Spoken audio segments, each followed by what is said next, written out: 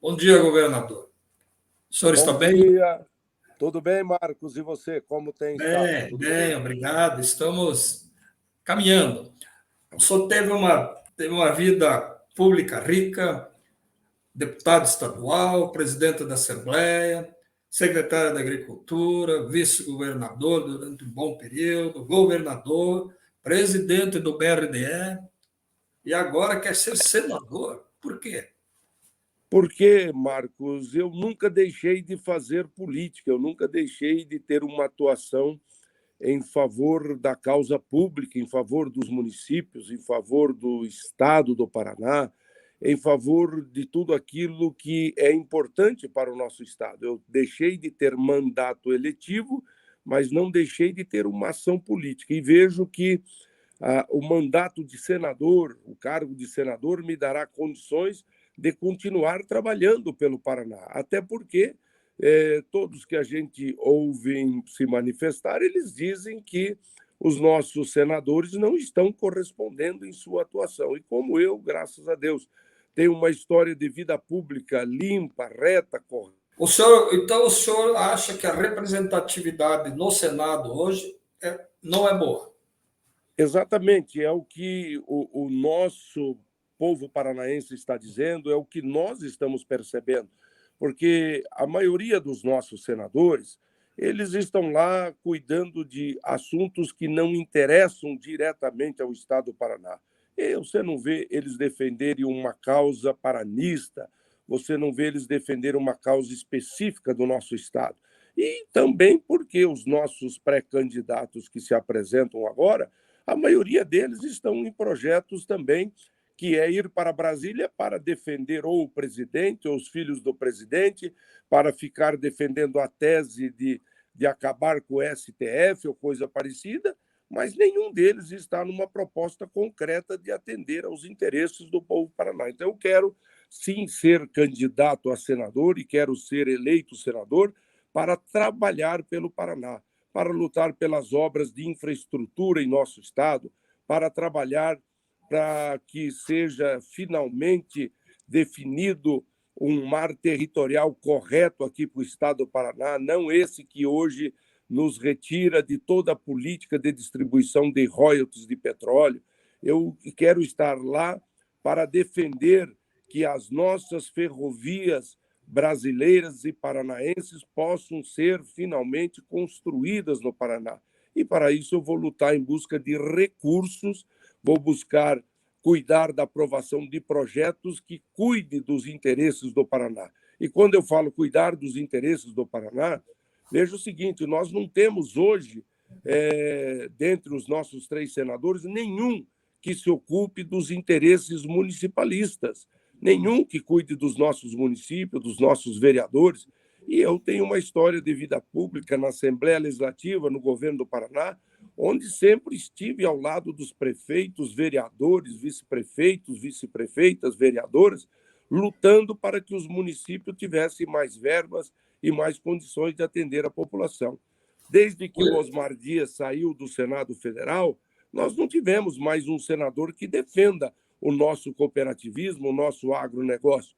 E eu tenho uma história de luta na agricultura, na pecuária, e vou para lá para defender isso que é importante para o Estado do Paraná. Então, é por isso que eu quero ser senador, para ser um senador que trabalhe para o Paraná, um senador trabalhador, não um senador encrencador, não um senador xingador, não um senador que vá lá movido pelo sentimento de ódio e de vingança. Eu vou lá movido pelo sentimento e pela vontade de trabalhar pelo povo do Paraná. O senhor foi indicado numa convenção do MDB, um partido que até pouco tempo tentou tirar o senhor do seu quadro de afiliados. Essa proposta nova, ela está integrada também a isso? Exatamente, o MDB passa por um novo momento, é uma nova etapa na vida do MDB do Paraná. Infelizmente, nos últimos 10 anos anteriores a essa nova gestão MDBista, o MDB, comandado pelo Roberto Requião e seu grupo, ele destroçou o partido MDB, não permitiu que ninguém disputasse eleição majoritária, não fosse ele próprio ou da família dele. Isso afundou o partido, destruiu o partido. E nós, nesse momento em que ganhamos uma convenção dele e reestruturamos o partido, abrimos as portas para termos candidaturas majoritárias que não fosse a da família Requião. E por isso que o meu nome surgiu como um nome natural para ser o candidato a senador pelo MDB.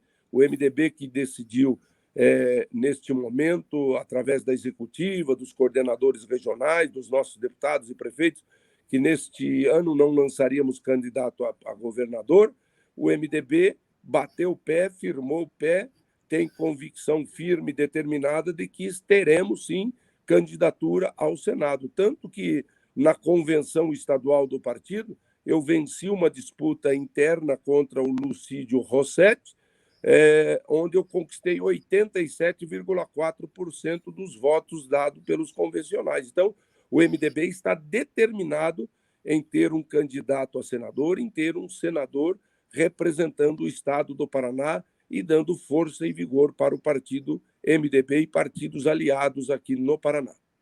O senhor o seu candidato a governador é o Ratinho Júnior. Exatamente, foi o que aprovou a nossa convenção, majoritariamente, também cerca de 90% dos convencionais apoiaram a coligação do MDB com o PSD e, por conseguinte, apoiando a candidatura à reeleição do Ratinho Júnior ao governo do Paraná. Isso também continua uma oposição ao Requião, que é candidato no outro partido, PT. Eu e o Requião, infelizmente, eu digo, porque fomos companheiros durante 27 anos de boas parcerias, e cá digo, nós fizemos um bom trabalho em favor do Estado do Paraná, isso não se pode negar, mas politicamente e pessoalmente nós não somos mais companheiros desde 2010, quando ele passou o governo. Para mim, ele virou as costas e foi cuidar de impedir a minha candidatura a governador lá em 2010. Então, eu não sou mais amigo pessoal do Requião, politicamente não estamos perfilados lado a lado, e, por essa razão, dentro do MDB, eu acompanharei a decisão do meu partido, que é ter uma candidatura a senador, no caso, a candidatura Orlando Pessutti, ter uma boa chapa de estaduais e uma boa chapa de federais, e apoiar, a nível de Paraná, a reeleição de Ratinho Júnior e, a nível nacional, apoiar a candidatura a presidente da Simone Tebet. O senhor está falando que vai atuar em Brasília para melhorar a infraestrutura, para fazer as ferrovias. Essas propostas estão no plano de governo do governador Ratinho Júnior. Esta identidade os aproxima?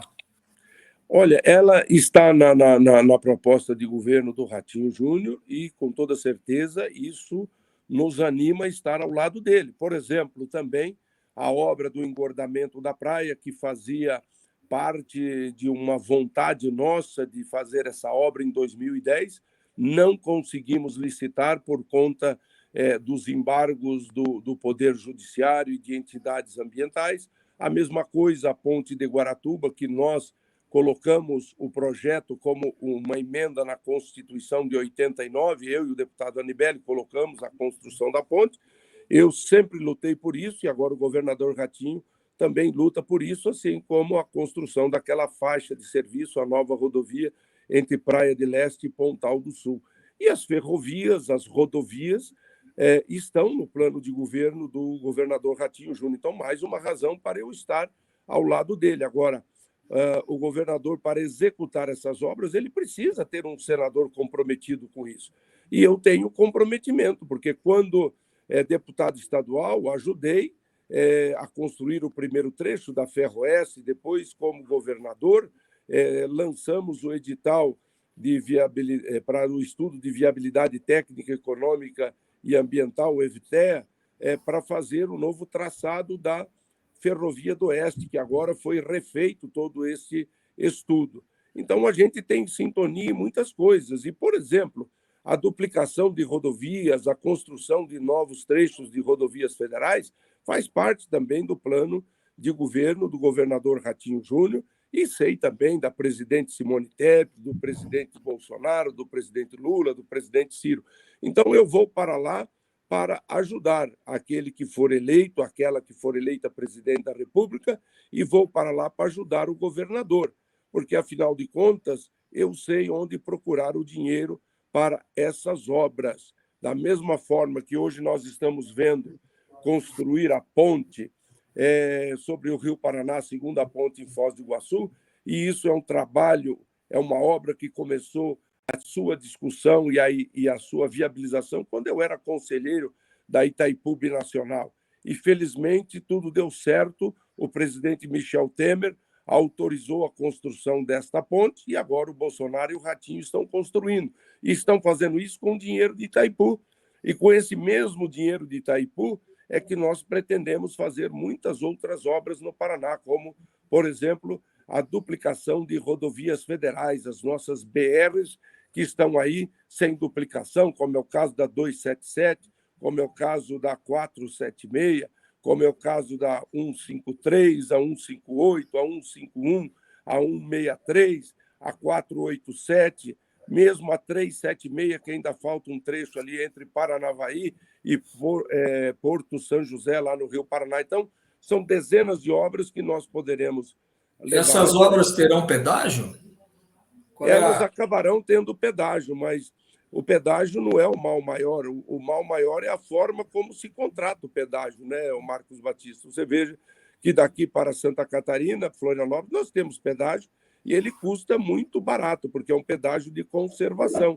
Então, se o poder público puder viabilizar a duplicação, a finalização dessas obras nas rodovias, construir pontes, viadutos, passarelas, trevos, tudo mais, terceiras faixas, e depois licitar um pedágio de manutenção, o pedágio será muito bem recebido, porque será um pedágio bem barato, um pedágio acessível a toda a população. Então, é isso que nós queremos, porque, saiba, o Marcos Batista, a partir de 2024, sobrará no caixa da Itaipu 1 bilhão e 50 milhões de dólares, que multiplicado por 5 dá 5 bilhões e 500 milhões de dólares que o Paraná Itaipu vai sobrar no seu caixa, porque ela termina de pagar o financiamento da construção da usina agora em 2023.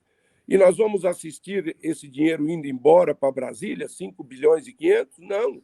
Eu chego lá e o primeiro projeto que eu quero apresentar é um projeto onde parte desse dinheiro, né, que vai sobrar no caixa de Itaipu fique no estado do Paraná para compensar as perdas que nós tivemos com as áreas alagadas, a perda do salto de 7 quedas e a perda por nunca arrecadarmos ICMS da energia gerada por Itaipu.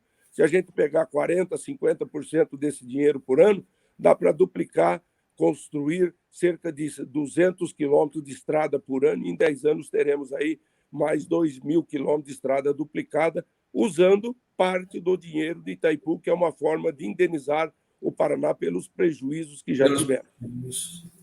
E essa nova mentalidade de Itaipu, ela se deve à saída do PT do governo ou ela seria natural? O que o senhor... Não é a saída do PT, até porque essa obra da Itaipu Binacional, ela começou a ser discutida e viabilizada quando o PT estava no governo. Era presidente a Dilma, e o presidente da Itaipu era o Samek e eu era conselheiro, e fomos nós que começamos essa discussão. Quando estava lá o seu Colares também, depois veio o Marum, enfim, foi para lá o Moisés Pessutti como conselheiro, foi para lá o Marcos Stan como presidente.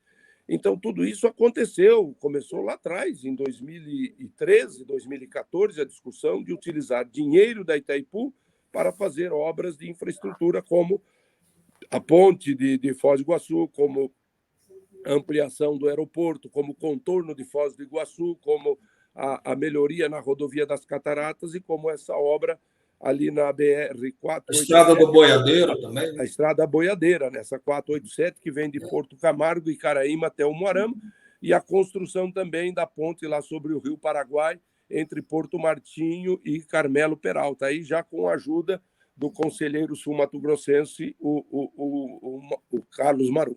Então, é uma ideia que vem anterior ao governo do MDB do presidente Temer, vem anterior ao governo do PL do presidente Bolsonaro. Ela começa lá atrás, no governo do PT, MDB, e prosperou, e prospera agora no governo Ratinho e no governo Bolsonaro. Então, é uma ação que tem que ser entendida não apenas como uma ação de governo, mas uma ação de Estado. E quando trata-se de ações que tratam do interesse do Estado-nação Brasil, do Estado do Paraná, aí cabe, sim, a presença de um senador que cuide disso com paixão, com comprometimento e, acima de tudo, com conhecimento de causa, porque o Senado é o lugar onde precisa chegar gente com experiência, com capacidade de diálogo, de articulação. E eu chego no Senado, amigo Marcos Batistas, conhecendo a metade dos senadores, porque muitos foram deputados estaduais comigo,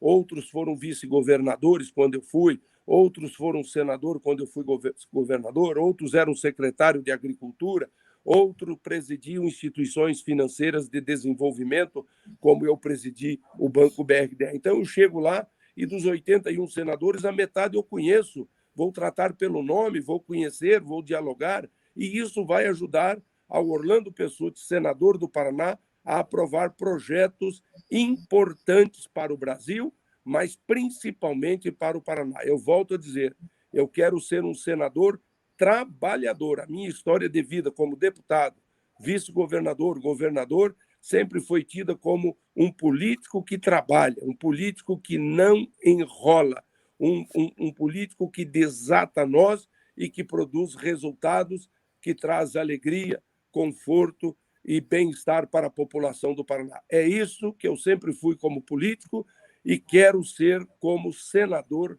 da República Brasileira representando o Paraná. O MDB está com a senadora Simone Tebet, que também teve problemas, quase que ela foi traída por um grupo liderado pelo Renan. Olha, a novidade, né, desse momento, né, Marcos, até fazendo aqui um xiste, né, uma brincadeira, a novidade desse momento foi o MDB ter uma candidatura própria, não é isso? Sim, que Porque é uma mulher. quantos anos que o MDB não tem uma candidatura própria à presidência da República? Vamos aqui tentar rememorar quando que foi o último, acho que foi Orestes Quercias, depois do Ulisses Guimarães, eu não me lembro, 98, acho que foi o Orestes Quercias. Então, a novidade foi o MDB ter a candidatura própria, né?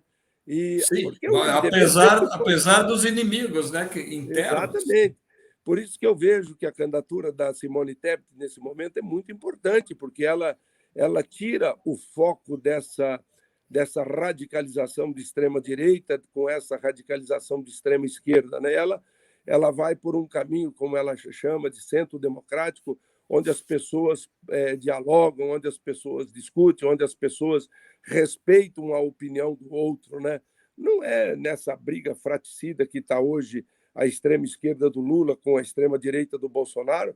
Qualquer posição diferente que você tenha da pessoa que se encaixa num desses quadros, você é tratado como inimigo e não pode ser assim.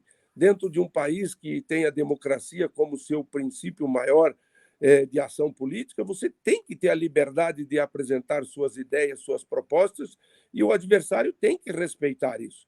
Você pode até não concordar, mas você tem que respeitar. E a Simone veio para isso, para abrir uma porta ao diálogo, uma porta ao entendimento, uma porta à construção de um Brasil de paz e de concórdia, coisa que nós não temos hoje.